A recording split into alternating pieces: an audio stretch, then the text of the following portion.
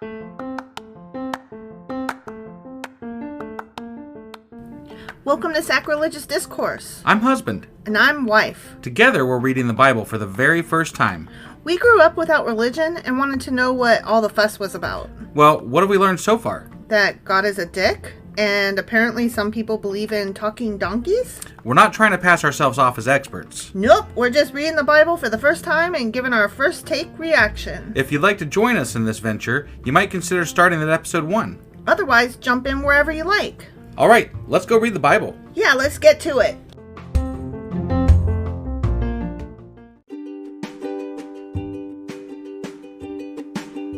Hey wife, did you know that Anchor is sponsoring our show? Really? Don't we use Anchor to distribute our podcast on Spotify and Apple Podcasts? Yeah, and we are on just about every other platform available as well, thanks to them. Why do we use Anchor as our podcasting service? Well, they make editing and distributing our show a breeze. What if one of our listeners wants to start their own podcast? Then they should head over to anchor.fm or download the app to get started. Awesome! You guys should go do that right now! Husband! Wife! I have a theme song for you. You have a theme song for me? Ready? Okay. Ba ba ba, ba ba ba, ba ba ba. It's the Sacrilegious Book Club. Yeah, no. Nope, we're not doing that one again. No? Not a chance. I really liked it. I'm glad you liked it. That's cute. Yeah. So that's what we're doing today. The book club thing? The Sacrilegious Book Club. Yeah, okay. Yeah. Okay. And we're going to talk about Isaac Asimov and the book he wrote about the Bible. Okay, so we're going to go ahead and do that now then? Yeah. All right, let's go do this. Okay.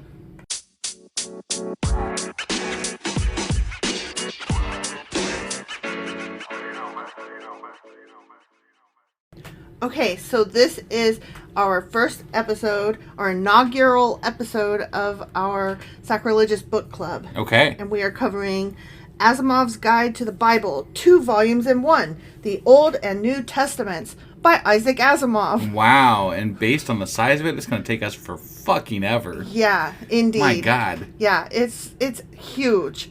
Like, when the word epic was created, they had a picture of this fucking book next to the word. Right, yeah. But it is exciting because early on we didn't do a lot of, Q&As. We didn't do any Q&As on our earlier stuff. So right. We're going to get to go back and kind of cover some of that stuff, I guess, through Asimov. Yeah. Which will be kind of cool. It will be kind of cool. So I thought the way that we would set these book clubs up is for the intro episode. Uh-huh. I would talk a little bit about the author and then a little bit about the book itself. Okay. And then read the dust jacket cover so that you have a nice summary, let you know what its rating is on Goodreads. So you got all that. And then we're going to actually go into the book just a little bit. We're going to talk about the introduction to the book. Okay. Okay? All right. So I'm trying to create this format that we're going to follow henceforth. Got it. Okay? Got it. Yep. So Isaac Asimov. Ready? Isaac Asimov. I love Isaac Asimov, by the way. I do too. Why do you love him? Because he's sci-fi. We're sci-fi nuts. Yeah. Yeah. So, and I love the Foundation series. So. And that's what he's most famous for. Yeah. So, did you know that he was born in Russia? I did not know that. He was born in Russia somewhere around January 2nd, 1920. And I say somewhere around because there's not a specific date for his birthday. Huh. Yeah. Interesting. But he moved to the U.S. when he was just 3. Okay. And then he became a naturalized citizen at the age of 8. Got it. And then his mom fudged his date, his birthday, so he could start school a year early. Oh. Yeah. I think that was a lot more common back then, you know? You we could didn't have all fudge these things. electronic records and stuff, yeah. So he graduated from high school when he was 15. Damn. Right? Wow. But when he found out that his birthday was a year off, yeah, he corrected it, which later came to kick him in the ass because when he was 26, I think, or 25, I can't remember, he was still eligible for the draft. Oh. And if he hadn't corrected it, he would not have been eligible. He would have been 1 year too old. Gotcha. Yeah. So interesting. Yeah, that sucked for him. Right. But he served briefly and was honorably discharged. Okay. All right. So yep. I thought that was interesting to know about him. Yeah. He is known as one of the big 3 sci-fi writers. Do you know who the other 2 are? Well, obviously one is Heinlein. Robert A. Heinlein, that's And, correct. Who I grew up reading. I did not grow up reading Asimov so much, but I did grow up reading Heinlein. Right, and I can't remember his name, but the guy that wrote 20,000 Leagues Under the Sea. False. I'm guessing this. No, really? No. What's his name, though? Jules Verne? Yeah, okay. Yeah, no. All right. Arthur C. Clarke. Oh, yeah, duh. Duh. I knew that. I know you knew that.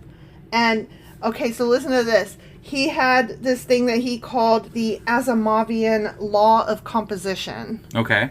And that calls for writing from 9 to 5, 7 days a week. Damn. Period, the fucking end. That's craziness. Yeah. And so he either wrote or edited over 500 books. Damn. Right? Because of that. He's like, not only is this a job, but I don't ever take a day off. Yeah.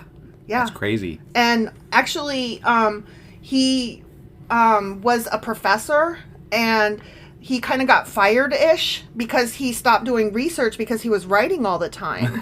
So, like, he got tenure, but then he just stopped doing research. And, like, when you are at that level of academia, you Right. are expected to keep researching and producing new results. Sure. And he was like, I can't, I'm writing, I'm busy. Right. And so then later on, he was granted an honorary status, and he had to do like so many speeches per year and show up at one, like, I don't know, class or seminar or something like that. So Right. he like basically worked out a deal with them to where he would have to put in the very minimal effort. Sounds like a good deal. Right. I mean, they would have been a fool to let him go completely once they realized that they had a gem on their hands. Yeah.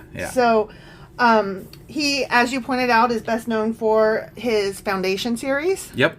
And if you have not seen that, I read Read that. it. Sorry. Yeah, don't see it first. If you have not read it, you need to stop everything you're doing and run immediately to the library or your nearest bookstore and pick up a copy of the original trilogy. Right. Okay, I can't speak for the prequels and sequels and all the things that came after, but the original 3 books are fucking excellent. So excellent that they won, the original trilogy won the Hugo for Best All-Time Series. Yeah.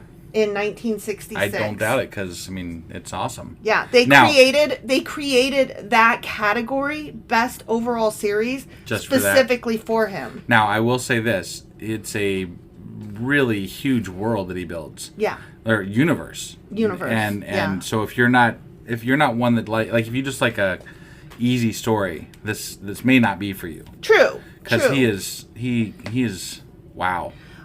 It's rich what he builds. It's interesting that he and I haven't read as much Arthur C. Clarke, but it's interesting that he and Heinlein are 2 of the big 3. Right. Because Heinlein, whom I did grow up reading, as I said, he was much more character driven and dialogue driven, whereas Asimov is much more story and world driven. Oh yeah, for sure. And neither one is better than the other. They are both excellent, but they are completely different reads. Yeah. Heinlein is the one that you want to read just for quick, snappy dialogue and, you know, relaxing read. Yep. Read Stranger in a Strange Land or something like that if you want some Heinlein. Mm-hmm. But then you definitely got to read Foundation. Definitely. Because it's just, what are you doing with your life if you haven't at least given the original book a try? But in the meantime, you should be reading the Bible thing. What's it called? Asimov's Guide to the Bible. Asimov's Guide to the Bible with us. 2 volumes in one. The Old and New Testaments. Yeah. That's the full title. You guys should join in and do this with us. Definitely. And I'm going to get to that more in a little bit. Okay. All right. Yeah. So in addition to those, he's also best known for his Galactic Empire series and his Robot series. I've read most of the Robot series, I think. I have as well. And I've read most of the Empire series. I don't know that I've read the Empire series yet. He later wrote some novels that kind of tied them all into the same universe, even though the timelines don't match up. Sure. And also he admitted later that some of the science was wrong because he didn't have the information at the time. Right. Which he gained later. Yeah. And, I mean, I could say so much about this guy that I totally glossed over the fact that a lot of the language that we use in science today, he coined several terms. Well, there's people that would maybe have never heard of Asimov, but they've heard of the 3 laws of robotics before. And he's the one that coined that. Yeah. So, I mean, like... And the term robotics itself. Right. Yeah, no, he coined that term as well. Yeah. So, he's quite a...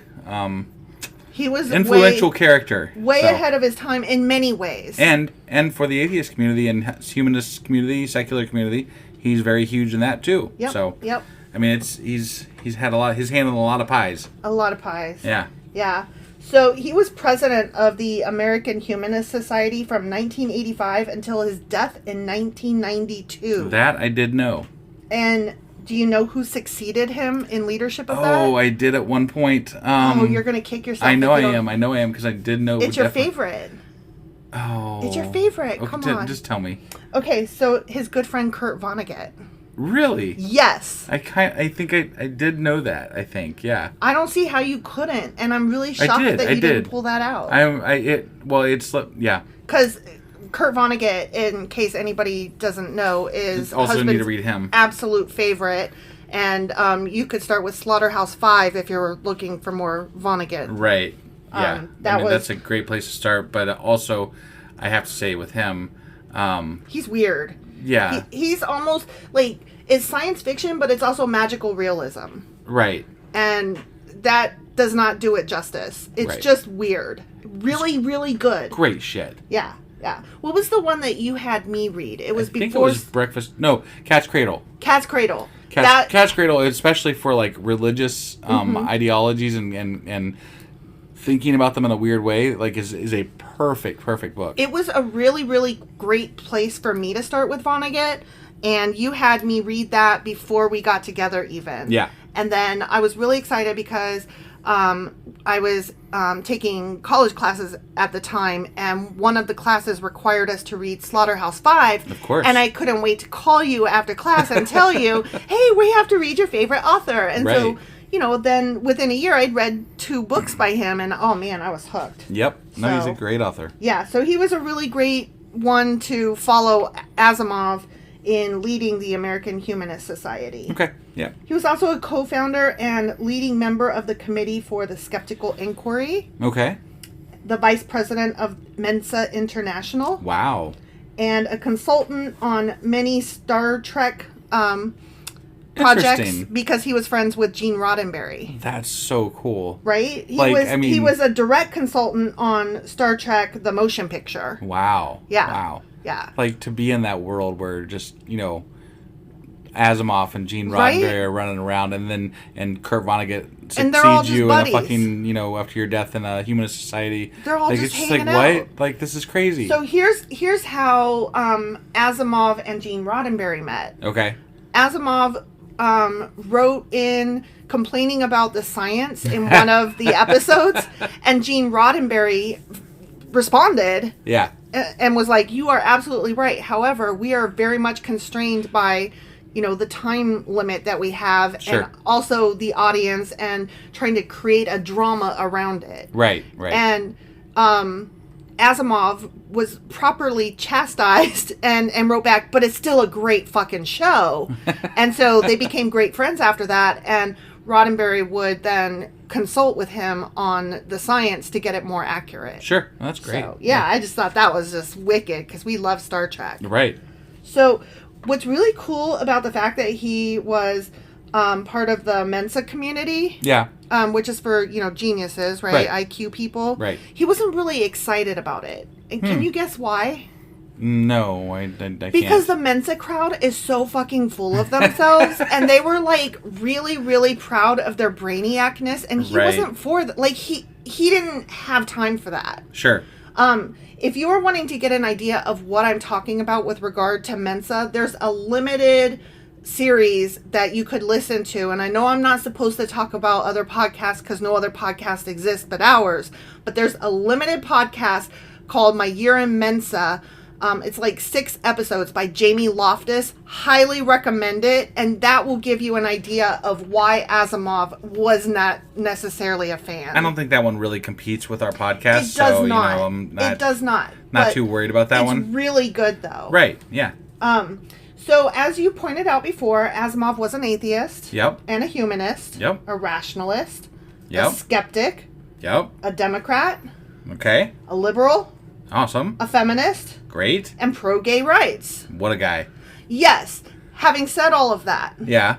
So he was well ahead of his time. Definitely. But he doesn't get full credit for all of those because a lot of that was based on his very, very, very worrisome concern over overpopulation. Ah. So he was for women's rights because he was concerned with overpopulation. And he was like, yes, please let these people have as many abortions as they want. Right. Yes, let gays be gays. Because they're not having babies. Yeah, this is excellent. Right. So he was pro these things for The wrong reasons. I wouldn't say the wrong reason, just not the rightest reasons. He was pragmatic about it. Sure. Well, and that's, I mean, you know what?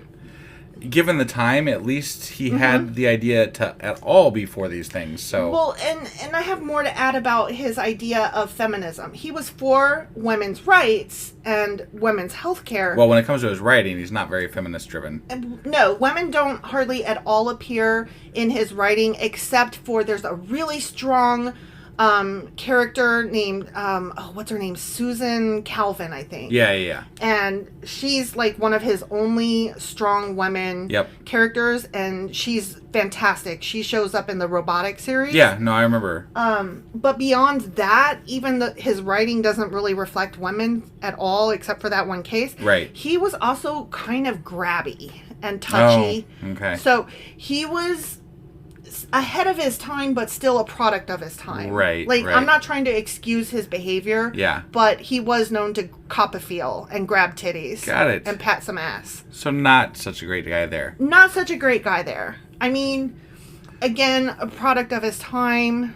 Right. It makes me wonder how he would be today. Like, would he be an old stodgy man like Bill Maher, denying that times change and stuck in the past? Or would he be part of like the Bernie Sanders, like, I'm old but I still get it, right? You know, like, right is right, and we change and we grow and we learn. There's no way to know. There's no way to know, but I do think that it is an interesting question when we're talking about him being ahead of his time and still being that way, right? You know? Sure. So I don't know, I was just like, as I was studying this about him and like trying to reconcile the two different versions of feminism that he had, it just, I don't know, I thought it would be an interesting story. Like, who would he be today? Right. Yeah, definitely. When asked in an interview in 1982, so this is, you know, in our lifetime, toward the end of his life, right. And yes, in our lifetime. I mean, I was 7 years old. Dating ourselves here. Yeah. When asked if he was an atheist, he replied, and I'm going to read this quote. Yeah. I am an atheist out and out. It took me a long time to say it. I've been an atheist for years and years, but somehow I felt it was intellectually unrespectable to say one was an atheist because it assumed knowledge that one didn't have. Somehow it was better to say one was a humanist or an agnostic. Right. I finally decided that I'm a creature of emotion as well as of reason. Emotionally, I'm an atheist. I don't have the evidence to prove that God doesn't exist, but I so strongly suspect he doesn't that I don't want to waste my time. I have actually used that quote on Twitter before. So. I fucking love that quote because it's exactly how I feel. Yeah. No, I mean, it sums it up perfectly. You obviously can't know that there's not a God, sure. Right? So that part of atheism... that's not a scientifically found... Right. Scientifically, we cannot prove that there is not a God. Right. But it's so obvious that there's not, that it's right. beyond... You have to believe that there's not a God. Like, there's no reason to believe that there is a God. Yeah, it's unnecessary to even worry about it. Right. Because it's very unlikely that there is one, and if there is, well, it's going to take care of itself, isn't it? Right, yeah. I mean... not a lot I can fucking do about exactly. And in his last volume of his own autobiography, he wrote, and I'm going to read this quote. Okay. If I were not an atheist, I would believe in a God who would choose to save people on the basis of the totality of their lives and not the pattern of their words. Yes. I think he would prefer an honest and righteous atheist to a TV preacher whose every word is God, God, God, and whose every deed is foul, foul, foul. Can't agree more. Right? Like, that is hot damn. Exactly my when I wasn't sure, when I was younger and, like, you know, fighting with myself over what religion was and stuff like this. I that's the kind of thing that was like, I don't get it. This doesn't make any fucking sense. Right. Because there's people that are quote unquote religious who are just fucking horrible. Horrible people. And most people that I know that are not religious are actually really great people who have wonderful morals. Right. I mean, to me, it comes to who you would trust your child with. Right. You know? Definitely. And I would trust my child more often than not, like sight unseen, more often than not, I would choose an atheist over a Christian. And right. That makes me sad to say, but it is true. But their basis of being is not based on a lie. Right. And let's just be honest here. No matter how much you believe it, you are basing your belief on a lie. Right. And, okay, so you've been brought up with that lie. I get it. And I can excuse it to some level, but some people don't. Some people use it as a tool to be worse than they actually had to be. Yeah. And that's the part that I just can't stand. No. And I would like to add a caveat to what I said. That's not to say that all Christians are bad, nor is it to say that all Correct. Atheists are good. Because assholes come in all shades and credences. 100%. 100%. So. But being religious does not make you a good person. And that's the general consensus of people who are religious, is that you have to be religious to be a good person. Exactly. And that is simply just not true. It's demonstrably untrue. Right. So that was my little bit about Asimov. And now I'm going to talk more about the book. Okay. So Asimov's Guide to the Bible was originally published in 2 volumes. Yep. The first one was the Old Testament, and it was published in 1968. So that's before I was born. Yep. And the second one covered the New Testament in 1969. Okay. So still before I was born. Yep. And then they were later published in 1981, when I was 6, as a single book. Got it. And that's what we're working from. Okay. So awesome. That's the one you guys should pick up. I was really impressed. I found this as a hard copy online for like $13. Oh, damn. I'm like, damn, that's really cool. Did you get it on Amazon? No, I got it on on Amazon it was like really expensive, and so it was on eBay too.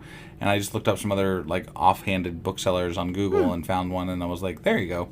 I don't know if thrift books would carry this, but they're a really great small, privately owned, not huge box house. Yeah. So I recommend them for used in old books. Yeah. And you can create like a wish list, and they'll email you if they ever get a copy. Okay. So that's it's a awesome. good place to start if you're looking for something specific. like that. Yeah, that's cool.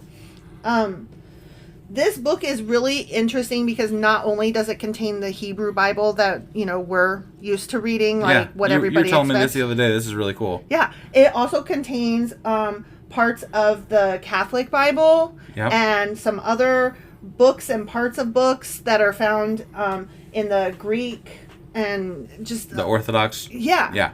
Eastern Orthodox. I mean, I don't even know all the words, okay? Sure, yeah. But...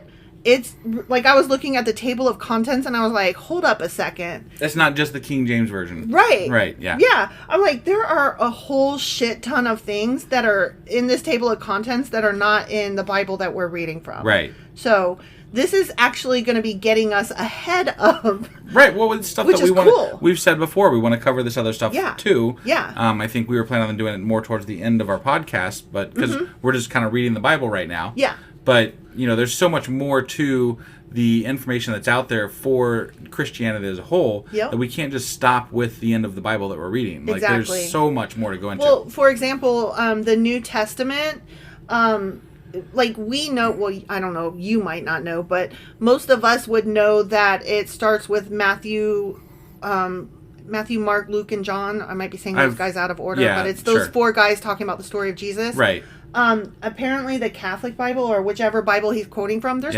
4 books before that. Oh, wow. Yeah. Interesting. Maccabees being a couple of them, which I know those come from. I knew Maccabees was part of the Catholic Bible, and I thought they were probably the New Testament, but I didn't realize that they were placed before the Matthew, Mark, Luke, and John. Yeah, that's interesting. And again, apologies if I'm saying those 4 guys out of order. Sure. I'm not at that part of the Bible yet. Right, and I don't know those never guys. actually read it before, so, there we go. I mean, you should just be glad I know them at all.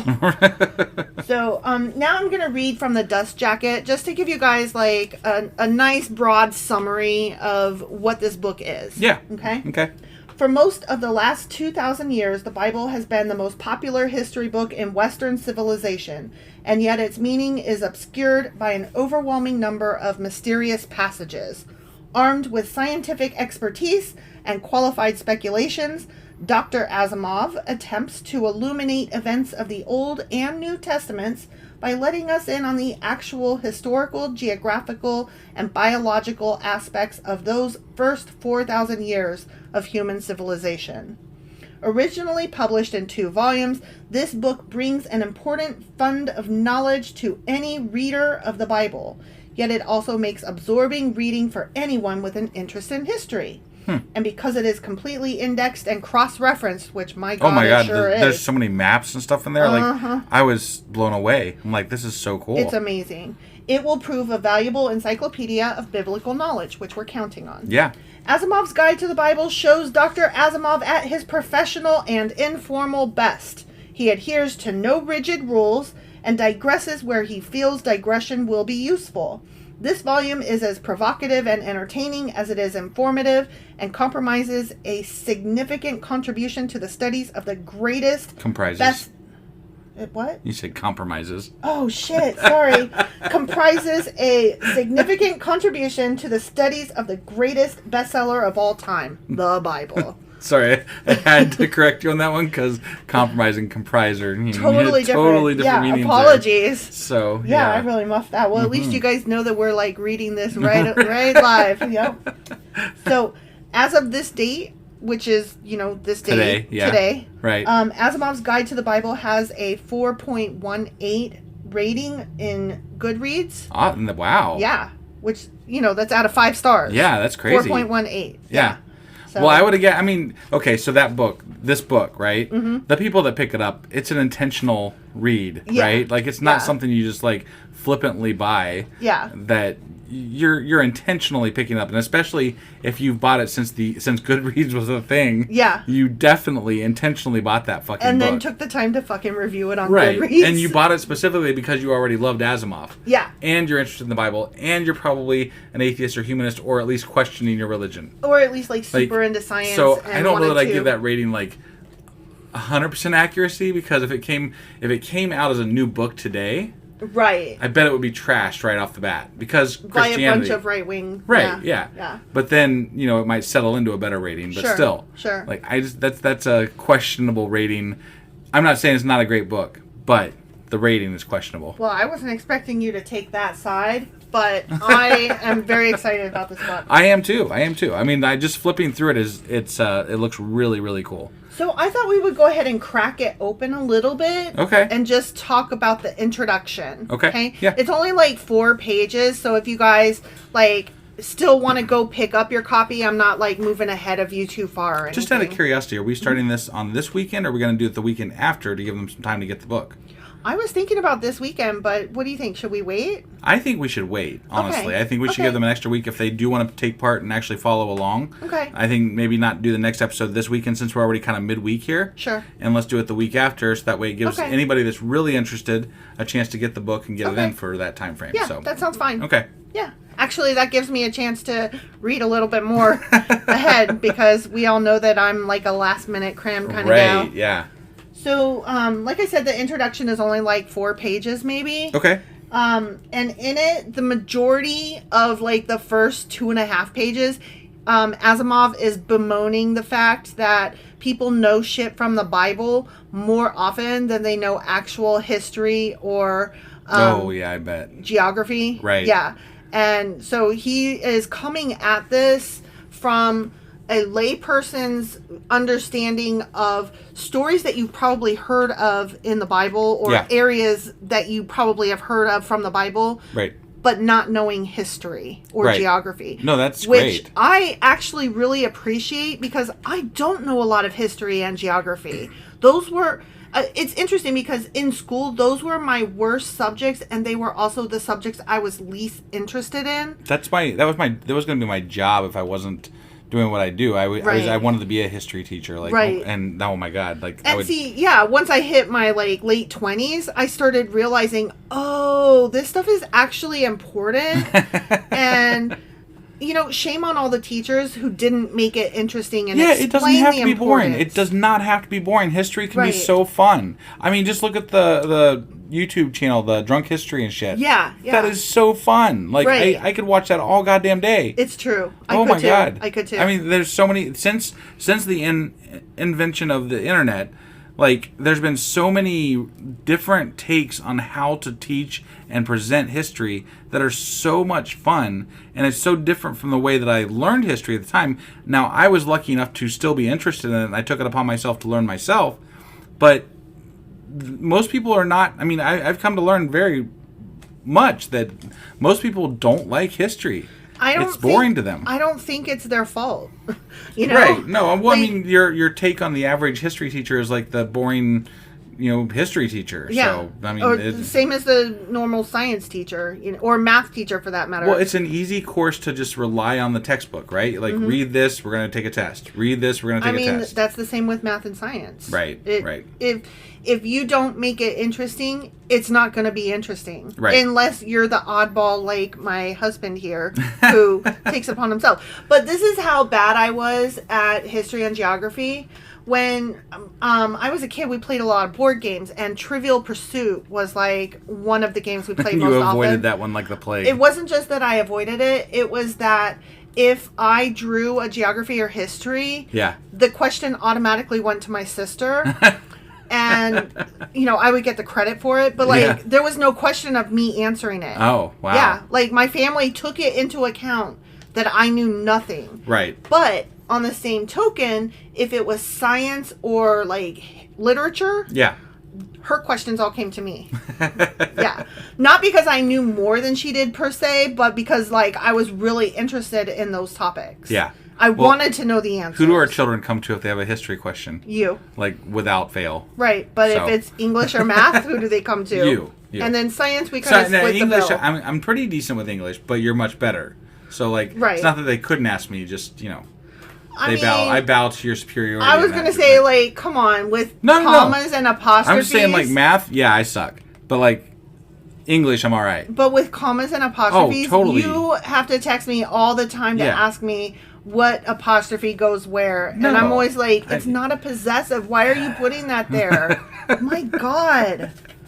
Okay. But I'm a good writer. You are a good writer. Yeah, You're a decent writer. As long as I got a good editor, that's why I married you. Oh, thanks. Yeah. Thanks for that. I thought it was because I was so excited about your favorite hero, Vonnegut. Oh, yeah. And you were like, oh, I got to marry this girl. That's probably it, too, yeah. Yeah. Okay, so, where was I? He's trying to reach people who don't know a lot about the world. Right. Okay? Yep. And he sums this up in the third paragraph of the first page of the introduction. And that, I'm going to read what it says. Okay. Most people who read the Bible do so in order to get the benefit of its ethical and spiritual teachings, but the Bible has a secular side too. It is a history book covering the first 4,000 years of human civilization. Yeah, I've heard that mentioned quite a lot since we, there's a lot of people that actually utilize the Bible as a historical reference for things. Right. So, like, in some regards, not overall. Not that it gets everything right, but it does at least give you a sense of what people were thinking at certain times. Culture. Yeah, for sure. And then he actually goes further to break down those 4,000 years. And I thought this was interesting. So I'm going to read this little bit too. Okay. The period from the beginning of the earliest civilizations, say 4000 BC to 400 AD, can be lumped together as, quote, the biblical period. Of this period, 4000 BC, the period 4000 BC to 400 AD.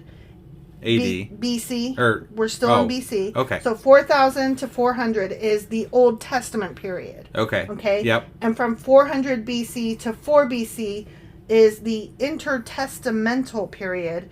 And then the AD section past that is all the New Testament period. Got it. Okay. He breaks it down further after that. Sure. But I'm not going to get into all that because that's getting like real nitty gritty. Right. Sure. But I do think that we will probably start referencing that, not just in this book that we're reading, but probably as we go through the podcast. Right. Yeah. Because a lot of it, after a certain point, it tells what people were in charge at the time. Sure. And that's just going to help cement the history in my mind better. Well, it was just recently we had to kind of to a switch of our minds to find out that we were in the Bronze Age and then we moved into the Iron Age. Exactly. You know? Like exactly. that was just it was an overriding theme. Like we're in the Iron Age now. Okay. Yeah, and like I didn't even know anything about the Bronze Age or the Iron Age, like Sure. when those were. So I am actually learning history by reading the fucking Bible. Can you even believe that? So that's pretty much it for what I wanted to cover about the book. Whenever we do start this, now that you've had the introduction, so get the book, read the introduction. Right. And then what I would like to do is read pages 15 to 32. Okay. And because it doesn't start on like page 1. Yeah, I gotcha. So read the intro and then read all the way up to page 32. And the topics that'll be covered in there are Genesis, God, the seventh day, the Lord God, man, Eden, the Euphrates River, the serpent, and Eve. No big deal. Just God, man, and the whole beginning. In flipping through, I see that whereas he does go in order through the Bible, he breaks them down by character and place. Right. So it's kind of like a kid's Bible version in a way. That's cool. Yeah, so I was really excited. So those are the topics that'll be covered. And then I just have one more quote. So real quick, just to reiterate, Yeah. pages 15 through 32, if you guys are getting the Bible or the book, those are the ones we're going to be reading for not this coming Sunday, but the Sunday following. So I would just say up to page 32. Okay. It's not even 15 through 32. 15 is where it picks up after the intro. Right, okay. So read up through page 32. Got it. Okay. Yep. And then, like I said, one final quote that I love this. It's so Asimov and it's so us. Yeah. I had to include this final quote. Okay. Properly read, the Bible is the most potent force for atheism ever created. Yeah, that one gets tossed around a lot. I fucking love it. I've never read that quote, but like how many times have me and you actually said that? Oh, yeah. No, I mean... But I didn't know that somebody else had already coined that like well, it's so obvious. ago. Like, you can't... It's just the hypocrisy is right there on the surface. Like between the parishioners, the people that go to church, and the Bible itself. Even before I started reading it, I knew there was contradictions in it. I knew that there was things that were wrong. I knew that the ideas in there were incorrect and didn't fit with the society that we are in today. Right. So I mean, the idea that those are. That reading the Bible is going to make you an atheist? Sure. I mean, I never believed that these people read the Bible. I believe that they read 5 quotes that they can quote anytime they want to make themselves seem like they've read the Bible. Right. That's what I think. Right. That's what I believe. I believe that they don't actually read the fucking Bible. They can't possibly. Right. No, they can't. I mean, since we started reading it, it's made the whole thing like seem that much more dumb than I thought before. Right. So I mean, it's taken my dislike of religion on the onset of this and just multiplied it. It set fire to it. Right. Yeah. And we can go into my dislike of religion another time, but it's based on what it has caused in society and what it is still causing in society. So. Yep. But. That's for another day. Yeah. And for now, just get that book and read up to page 32, or just listen in. Yep. Either way works for us. I'll give you my 2-cent summary. Yeah, but the maps in the book are so fucking cool. Yeah, they really are. I do highly recommend getting it. I do as well, just for those alone. Right. All right. Well, it's great doing the special episode today. Let's get on out of here, and we'll see you guys. Do we know what we're doing tomorrow? Are we doing a Patreon thing, or I think we are. We're doing something tomorrow. We don't really fucking know yet. You guys, we're doing something. Yeah, so we'll see you guys tomorrow probably. Bye. And then we're gonna go now. Bye.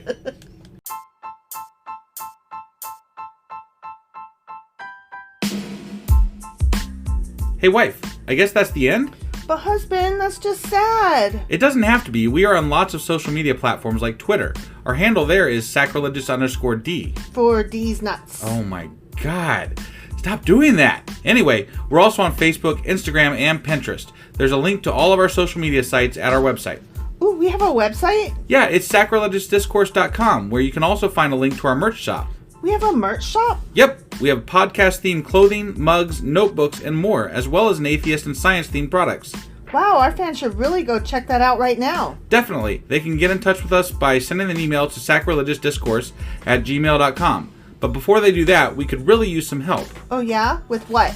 Well, it's not free running the podcast, and we need some financial support in order to get better equipment, which will free up time so we can concentrate on our podcast and our fans. Okay, so what should they do? Head over to patreon.com/sacrilegious discourse and sign up as a contributor on our podcast. Supporters there receive additional bi-weekly episodes that we record just for our Patreon members for as little as $2 a month. Also, we'd really appreciate it if you would like and subscribe on whatever platform you're using. And Apple Podcast reviews help us out tremendously. Like and subscribe. Leave an Apple review. Join us on Twitter. Support us on Patreon. That's a lot of instructions. Don't forget to say thanks. Thanks. Okay, bye.